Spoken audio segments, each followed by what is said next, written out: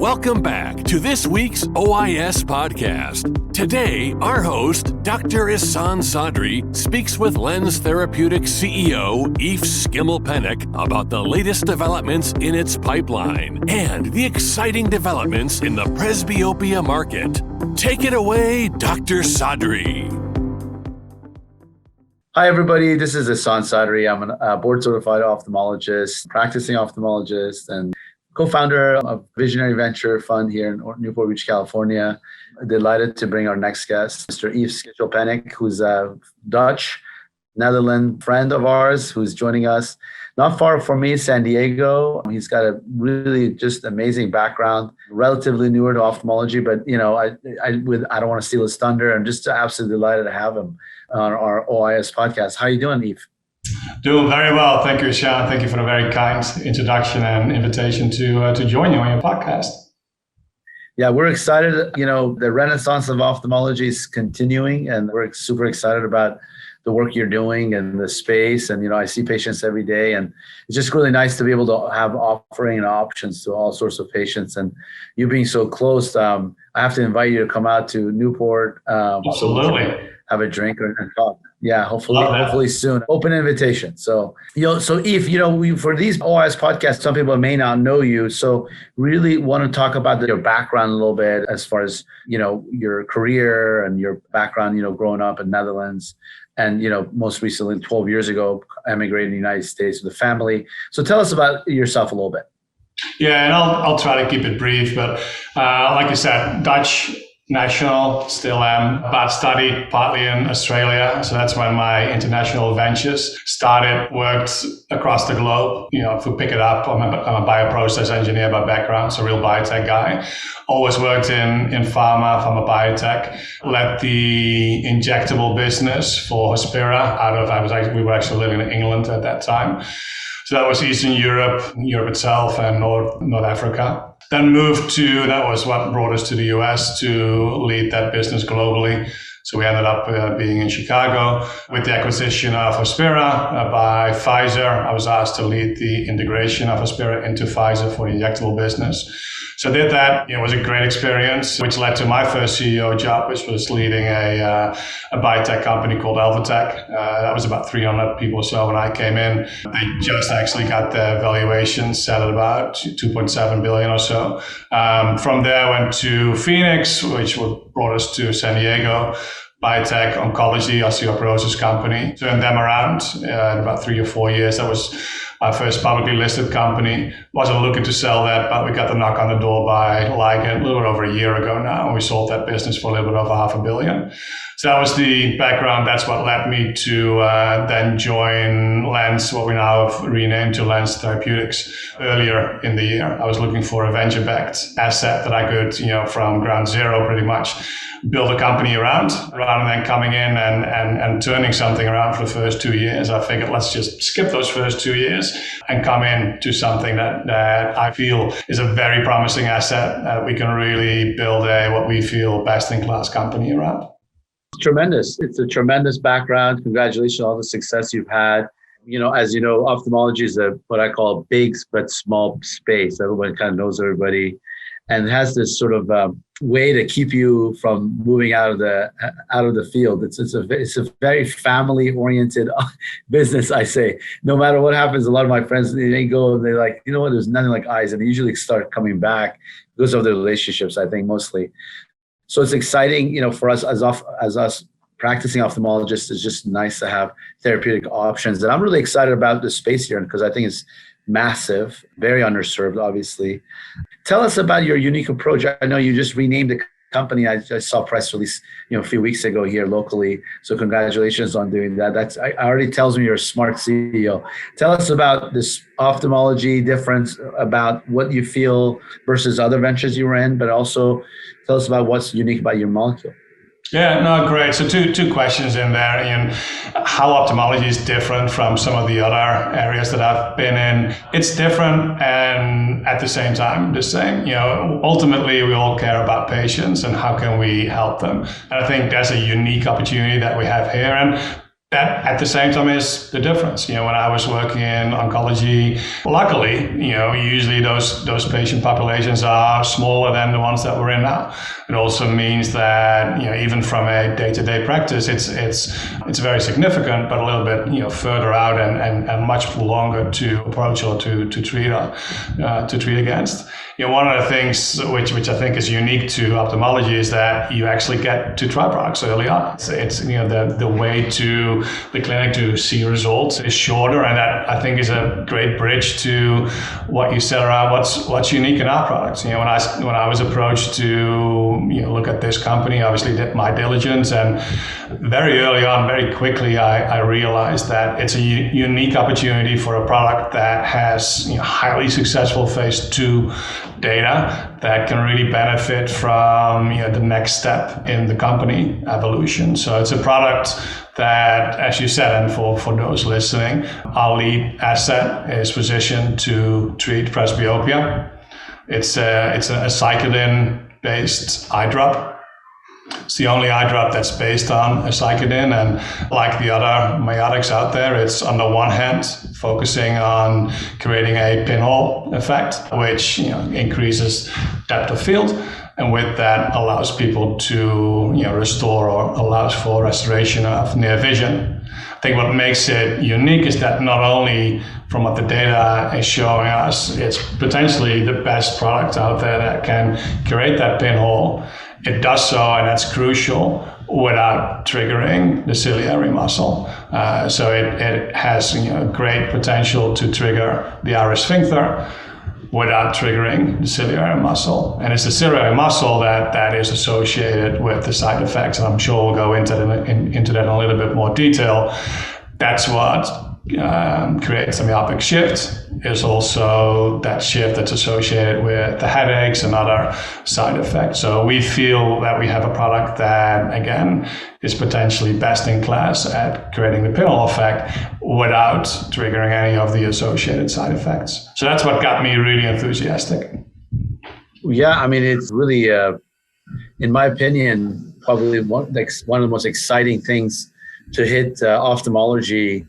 And I think there's plenty of business for everybody. It's interesting. Your MOA is different, which I really actually appreciate as an ophthalmologist, which is just intriguing. So are you starting in phase 3 now? Are you, because after the endpoints, what do you, now you have fresh funding. Let's talk about that.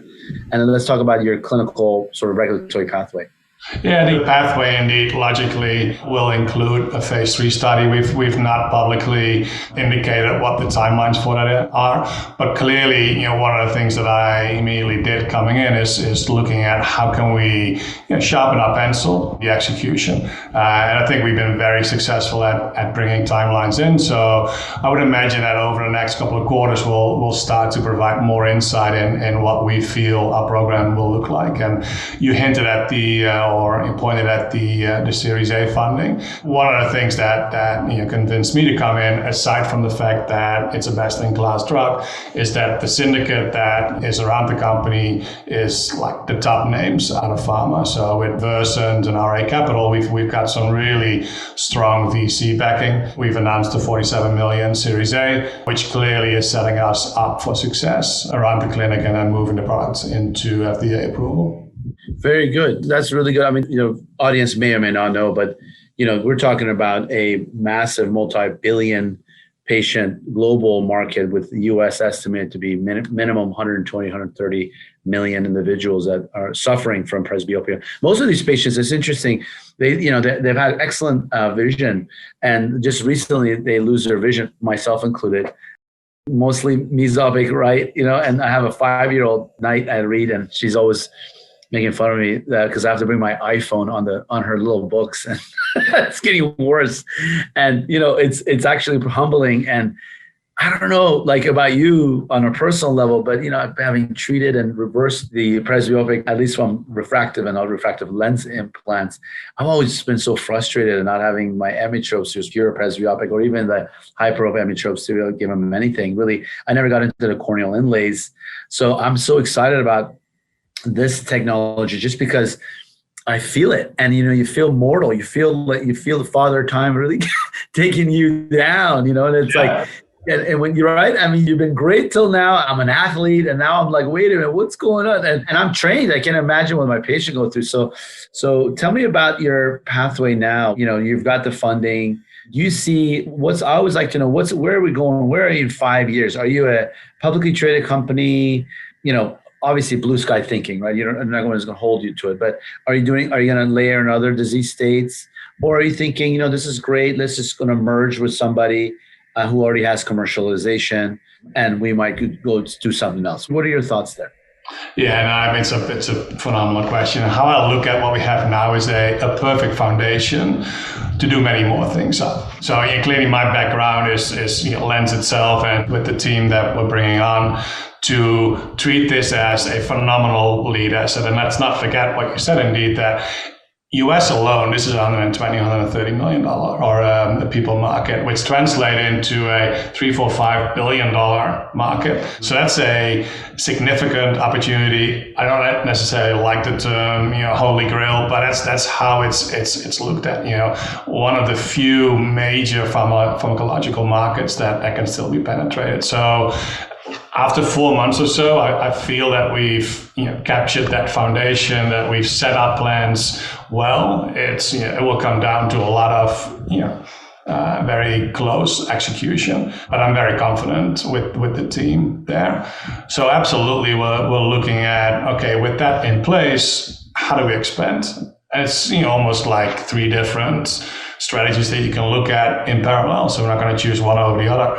What is it that we can do more with aceclidine? We've got some great ideas around how can we either label expand or use it in different indications. So that's something that we're definitely doing. We're very pleased that the previous management and the previous brains of the company are continuing to be involved. So there's a lot of knowledge that we're using and can build off of. So that's one. What is it that we can do more with aceclidine? We're definitely also looking at adjacent spaces. What else is out there that makes sense, either from a channel strategy or from a knowledge-based strategy. In talking to people in the industry, there's a lot of uncovered ground still. So there's a lot of opportunities there. And I think thirdly, logically, like you said, there's a lot of companies out there that may have products that can benefit from scale, synergy, or leadership. So those are the other things that we're looking at. So that's how I see the company 5 years from now. Definitely, broader, larger portfolio than we have now. Whether that means that we go public, yes or no, I always look at the most efficient way to bring cash in, and if that happens to be through an IPO, we'll definitely look at it. But there might be different ways of doing it as well. I think it's fascinating when we're talking about this whole notion of the marketplace, and when we look at, like, for example, presbyopia versus progressive myopia, both of them are pretty landmark, large markets that really have been untapped. And presbyopia, especially because of the fact that there's people who are actively working, and this is a big problem. They would like to have a non-surgical solution. What I like about what you've done is your data. I mean, your data in the phase 2 was pretty remarkable. I'm up to 7 hours. That's the first question people ask me. It's like, okay, how long does this stuff last or going to last? And we never give it an exact number, but we give a range. And then, what I love about what you've done is, you got 81% of the patients gained at least 2 lines in 30 minutes, which is remarkable data. And then the tachyphylaxis, that's other things. Like, does this stuff wear off?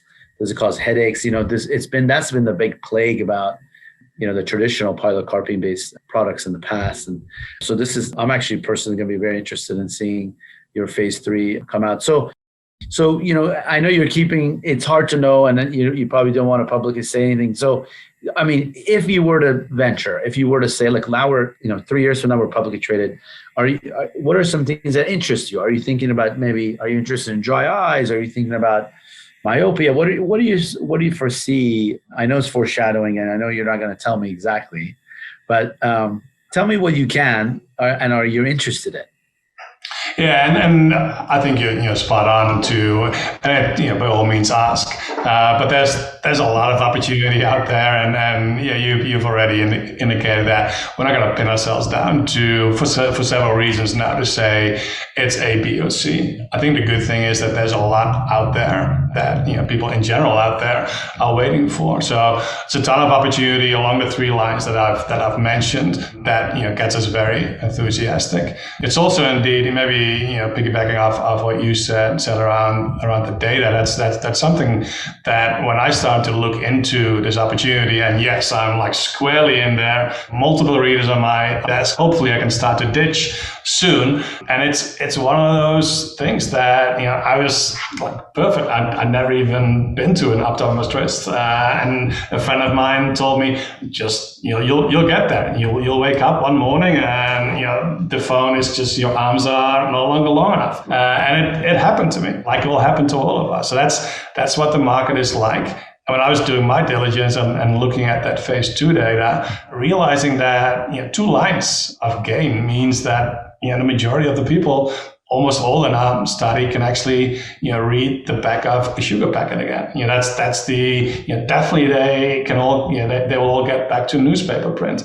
I think that's what we're trying to put into perspective what these lines mean. What is 2 line? What is 3 line? The FDA is asking for 3 lines, which is great. It's a very high bar, and we've shown that after 30 minutes, which was our first point of time that we measured, over 50% of patients gained 3 lines, and we were able to do this in a very well placebo-controlled way. So very clean data showing that of half of the people gained 3 lines.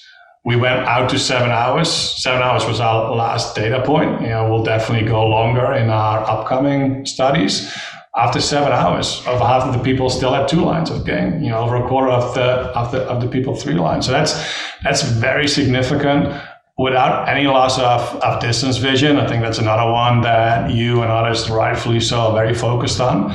And what we're showing, and this plays into the fact that we don't trigger the ciliary muscle, is that there's no loss in distance vision. There's actually a trend towards gain, both in normal light as well as dark conditions. So I think that's very telling, because that, and that's what we see with the other drugs, that even if you lose 1 diopter, you would say, what's a diopter? Well, 1 diopter, and I'm preaching the choir here, is the difference between perfect vision and no longer see well enough to pass the driver's license test. So that's how significant that 1 diopter is. And that's great independent research that we've shared that clearly shows how aceclidine is different from pilo and carbachol, and how indeed that independence between triggering or the mode of action is very clear and very well shown.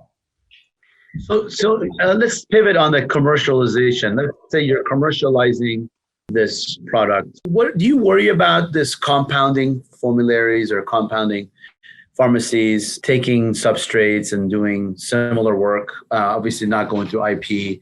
I know that's been some of the challenges, at least in myopia, progressive myopia. This is a big sort of space, but there's some players that are actually, compounding these formulas. And so do you feel that presbyopia is a little different because it's hard to manage the loss of diopter and a half of acuity for distance and manipulating the ciliary body? It's a harder science to duplicate, or do you think that there's enough room for everybody? I think let me start off by saying that, again, what's different with aceclidine to some of the other components is that we actually have a very large IP portfolio. So this is a new chemical entity for the US. So we have patent protection for at least, a very significant couple of decades out. Very large portfolio of patents, both in the US as well as ex-US, and we're talking into the dozens there. So there's not going to be any compounding, any genericization of aceclidine for the foreseeable future, which is different compared to pilocarpine. And even in today's world, you see we have a 0.2, a 0.4, a 1.25, and a 2% pilocarpine that people are developing, all in an effort to try to mitigate the unfavorable mode of action that pilocarpine has. So I'm not concerned about any compounding being done on aceclidine. I think in general, for this class of drugs compared to some of the others, you'll probably see a little bit less. I think many of us are aiming to get to a unit dose formulation. So this is going to be more in the self-pay type space anyway. So I think from a distribution point of view, but different. So how does it look? I mean, are the patients, do you feel like, I know it's early, but are the patients going to be seeing the optometrist for this or ophthalmologist, both, maybe primary care? I know cash pay is going to be the way to go. I think 100% agreed. But do you feel like potentially Allergan will have, they're saying end of this year, beginning of next year, the first miotic, if you will, to hit the US market. And, they're traditionally been seen as the strongest overall ophthalmic history, at least legacy, when it comes to marketing and everything. So that, I think that's only going to serve everybody. But do you feel like when you're looking at it, who's the patient seeing? Are they seeing the optometrist or are they seeing ophthalmologist? I think both. And you're right that to me, it's great to have Allergan AbbVie out there, creating this market. I think that product is going to be good enough to create the insight with the marketing and commercial muscle that they have. We're all going to hopefully benefit from that. So I'm very pleased to have colleagues like that out there. From a channel perspective, this, even though it's self-pay, you would still need a script, and you get the script either from your optometrist or your ophthalmologist. So that's the channel that we currently look at. We are obviously, and again, we're not going to go into too much detail there at the moment, but thinking through, and I think we got a good handle on what strategies are to make sure that those groups are favorable to products like this. How can this be used to get more people, again, like myself, that would normally not go to a optometrist? How can you make the optometrist benefit from getting people across your doorstep? So I think there's a clear win-win, and we've done some very good diligence already, and have some really good groups that are advising us on how to position this. Very good. So let's pivot on you a little bit as far as your background. I always like to talk about the leadership and some of the challenges you've gone through. It seems like you've had a really nice success after success, but I'm sure you've had a lot of heartache on the way. Do you mind sharing a little bit about, to our young entrepreneurs who are, thinking about venture, thinking about startup, thinking about a career path that you've taken? What are some pearls you would give them for success? So if you believe in something, go for it. Don't let anybody tell you otherwise. It's not rocket science. It's not always going to go well. And it's definitely going to be plenty of moments where life's going to be a little bit rocky, but make sure that you get the right people around you. One of the things that attracted me in taking this one is that it allows me to actually bring some of my old team members, friends now into the company. Make it fun. It's gonna be it's hard work, but get the right people around you, believe in what you do, and just keep having at it. Yeah, it's very good. Yeah, I mean, even you're absolutely right, because the road has a lot of ups and downs, and it's not always going to be perfect. But at least you tried, and that's really, regret is a lot heavier than not. So I think that's really a good point. I've been very lucky in my career that I've been with big companies all the way up to Pfizer, small companies, or a handful of people now, a little bit more than a handful of people, and everything in between. Pick the learnings, good and bad, from all of it, and apply them to what you're doing now. That's one of the things. One of the downsides of getting older is that you get presbyopia. One of the upsides of it is that you can you obviously start to build a little bit of a nice backpack of experiences that you can rely on. Mm-hmm. Absolutely. As we segue, and we can talk for a long time, but I just want to make sure we covered everything. We try to keep things on people's drives to work so they can listen to this podcast. And are there things that you're excited about outside of what you're doing that really think has a future? Do you feel like patient share billing, like direct to consumer, presbyopia is the way to go? Or do you feel like, no, this is just a traditional brick and mortar, go see your optometrist? With digital, this is a loaded question. Digital health is going to change everything. What we're seeing now is patients are not necessarily having to come in. They can just do one of these telecalls and telemedicine, and really diagnostics is just exploding. Be able to basically diagnose, refract, do what we call scatter perimetry without having the patient come back in. I feel like this is just going to be the tip of the iceberg. I feel with presbyopia and digital health, it's a perfect storm, and it's just a perfect opportunity. I think it's going to be great. What are your thoughts? No, I couldn't agree more. We've started to see it happen. Maybe the first signs were there, whatever, like a decade or so ago, and it really started to pick up. I would say maybe 4 or 5 years ago. I actually personally got involved with a couple of companies that are really moving into the telehealth environment. COVID brought us a lot of bad things, but also a lot of, it basically sped up a lot of that. And we're all so much more comfortable with telehealth, with different ways to, interact with patients. So patients have different experience or different, feel more comfortable going into different routes. So I think for all of us, independent of whether it's ophthalmology or all the other fields, there's a need, and everybody that's attention is probably thinking about what does that mean for me, whether I'm a single practice optometrist or companies like ourselves or anything in that mix. How do you position yourself well to benefit and ultimately provide a bigger benefit to your patient, because that's what it's all about in the end. I love it. So with that said, it's just been absolutely great.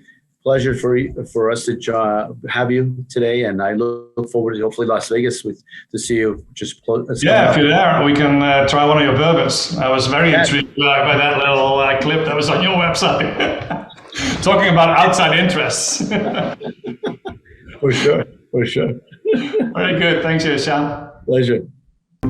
Thank you for listening, everyone. We hope you enjoyed this episode of the OIS podcast. Be sure to subscribe to our iTunes channel so you don't miss any ophthalmology insights. Got a story of your own to tell? Apply to be a guest at OIS.net.